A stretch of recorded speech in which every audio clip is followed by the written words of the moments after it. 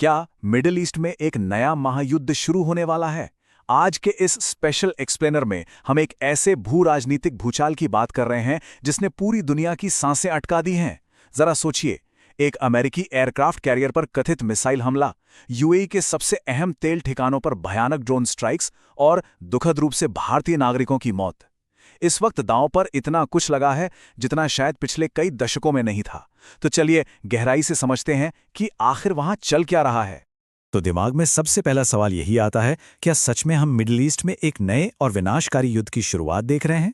आज हम इस उलझी हुई डोर को बिल्कुल आसान भाषा में सुलझाएंगे।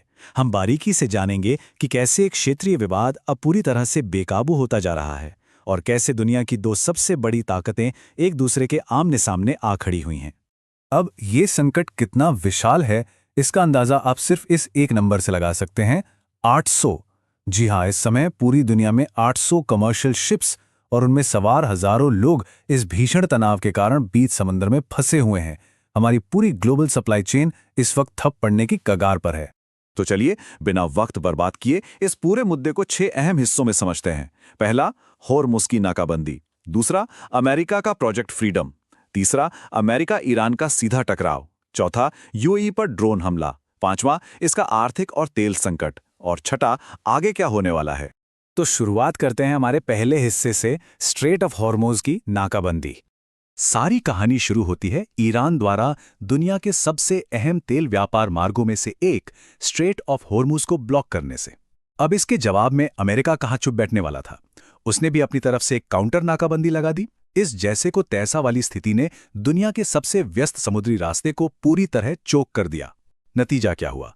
हजारों बेगुनाह लोग और कॉमर्शियल जहाज इस रणनीतिक जाल में फंस कर रह गए। और यहीं से कहानी पहुंचती है हमारे दूसरे हिस्से पर, अमेरिका का प्रोजेक्ट फ्रीडम। इस भयंकर नाकाबंदी का जवाब देने के लिए अमेरिका ने खुद को एक ग्लोबल बॉडीगार्ड की तरह पेश किया। इस ऑपरेशन को नाम दिया गया प्रोजेक्ट फ्रीडम। ये कोई छोटा मोटा मिशन नहीं है, बल्कि एक भारी हथियारों से लैस अमेरिकी नौसैनिक मिशन है। इसमें फ्रिगेट्स और बोट्स का इस्तेमाल करके फंसे हुए कमर्शियल शिप्स को सुरक्षित बाहर निकाला जा रहा है। और तत्कालीन अमेरिकी राष्ट्रपति डोनाल्ड ट्रंप ने ईरान को सीधी चेतावनी दे डाली कि अगर उन्होंने इस रेस्क्यू मिशन में टांग अड़ाने की कोशिश की तो उन्हें पूरी तरह से तबाह कर दिया जाएगा। लेकिन देखिए, जब दो महाशक्तियां टकराती हैं तो नुकसान सिर्फ उनका नहीं होता। दुनिया की सबसे बड़ी कार्गो कंपनियों में से एक मर्स्क ने पुष्टि की है कि इस अफरा तफरी के दौरान उनके शिप्स और कंटेनर्स को अच्छा खासा नुकसान पहुंचा है। यानी जो ग्लोबल ट्रेड है वो पहले से ही इस वॉर जोन का कोलैटरल डैमेज बन चुका है। अब आते हैं तीसरे और सबसे तनावपूर्ण हिस्से पर, अमेरिका और ईरान का सीधा टकराव। अगर हम पिछले कुछ दिनों के घटनाक्रम को देखें तो तनाव बहुत ही तेजी से बढ़ा है। ईरान की नाकाबंदी और अमेरिका के प्रोजेक्ट फ्रीडम के बीच एक एस्कॉर्ट मिशन के दौरान अमेरिका ने 7 ईरानी बोट्स पर हमला कर दिया। ईरान इस बात से बुरी तरह भड़क गया और इसके बाद इस टकराव ने एक ऐसा खतरनाक मोड़ ले लिया जिसकी किसी ने कल्पना नहीं की थी। और यहीं से शुरू होता है दावों और पलटवार का असली सिलसिला। हम निष्पक्ष रूप से दोनों पक्ष आपके सामने रख रहे हैं। ईरान का दावा है कि उसने जवाबी कार्रवाई में एक अमेरिकी एयरक्राफ्ट कैरियर पर मिसाइलों और बमों से सीधा हमला किया और उसे पीछे हटने पर मजबूर कर दिया। दूसरी तरफ अमेरिका इन दावों को सिरे से नकारता है। उनका कहना है कि यह सब मनगढ़ंत है, कोई हमला नहीं हुआ और उनकी तरफ 0 डैमेज है। हालांकि एयरक्राफ्ट कैरियर्स इतने मजबूत होते हैं कि कई हमले झेल सकें, लेकिन अमेरिका इस बात पर अड़ा है कि उन पर कोई आंच नहीं आई। ये स्थिति साफ तौर पर एक कूटनीतिक डेडलॉक को दर्शाती है।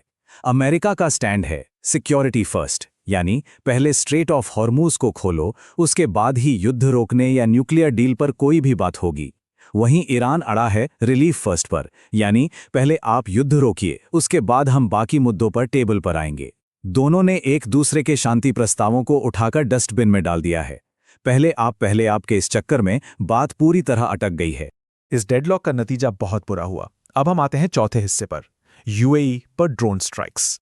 ईरान ने अपना गुस्सा जाहिर करने के लिए सीधे यूएई के फुजैरा ऑयल फील्ड पर एक भयानक हमला कर दिया। और ये कोई साधारण हमला नहीं था। इसमें क्रूज मिसाइलें, बैलिस्टिक मिसाइलें और ड्रोन्स तक का इस्तेमाल किया गया।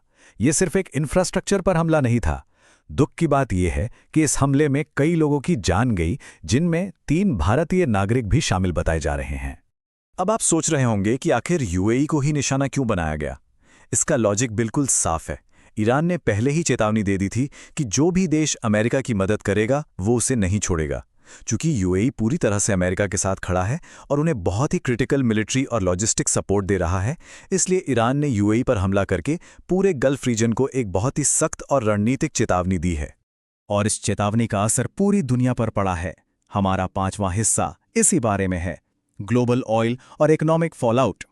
जरा इस नंबर को देखिए, $114। फुजेरा ऑयल फील्ड पर हमले के तुरंत बाद मार्केट में जो पैनिक फैला, उसकी वजह से कच्चे तेल की कीमत रॉकेट की तरह उछलकर $114 प्रति बैरल तक पहुंच गई। ये पूरी वैश्विक अर्थव्यवस्था के लिए किसी भयानक झटके से कम नहीं है। इस विवाद ने जमीनी स्तर पर क्या कहर मचाया है, वो समझना बहुत जरूरी है। युद्ध से पहले यूएई रोजाना करीब 3 मिलियन बैरल तेल का उत्पादन कर रहा था, लेकिन इस हमले और तनाव के तुरंत बाद उनका उत्पादन घटकर सीधा आधा यानी सिर्फ 1.5 मिलियन बैरल रह गया है। सोचिए, उनकी कुल क्षमता 6 मिलियन बैरल की है, लेकिन अब वो इसके 1/4 पर आ गए हैं। ये ग्लोबल ऑयल सप्लाई के लिए बहुत बड़ा खतरा है। और ये अराजकता सिर्फ तेल की कीमतों तक सीमित नहीं है। कतर में एलपीजी प्लांट्स बंद पड़े हैं। यूएई ने ओपेक से बाहर निकलने का बहुत ही बड़ा और हैरान करने वाला फैसला लिया है, जिसके पीछे कई लोग अमेरिका का हाथ मानते हैं ताकि वो गल्फ के तेल पर नियंत्रण कर सकें।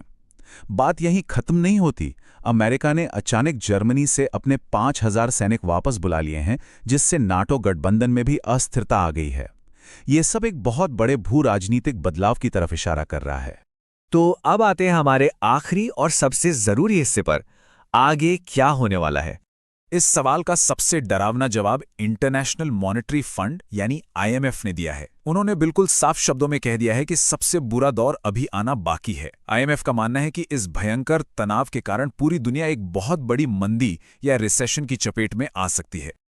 और जो बात सच में रोंगटे खड़े कर देने वाली है, वो है इसका अनुमानित टाइमलाइन। विशेषज्ञों का मानना है कि ये संघर्ष और इसका आर्थिक असर कोई 1-2 महीने की बात नहीं है, बल्कि ये आसानी से 2027 तक खिंच सकता है। अगर सच में ये संकट 2027 तक चला, तो ग्लोबल इकोनॉमी और सप्लाई चेन पूरी तरह से तबाह हो सकती है। तो अंत में हम आपको एक बहुत ही चुभते हुए सवाल के साथ छोड़ना चाहते हैं। अगर ये सैन्य शतरंज का खेल वाकई 2027 तक चलता है, तो भारत जैसे देश जो अपनी ऊर्जा जरूरतों के लिए पूरी तरह से आयात पर निर्भर हैं, इस आर्थिक सुनामी का सामना कैसे करेंगे? इसका असर सीधा हमारी और आपकी जेब पर पड़ने वाला है। दोस्तों, अगर आपको हमारा आज का ये स्पेशल एक्सप्लेनर पसंद आया और कोई भी पार्ट मिस नहीं हुआ है, तो please study in Bihar channel को अभी लाइक, शेयर और सब्सक्राइब कर दें। ऐसे ही बेहतरीन एनालिसिस के लिए जुड़े रहिए हमारे साथ। बहुत बहुत धन्यवाद।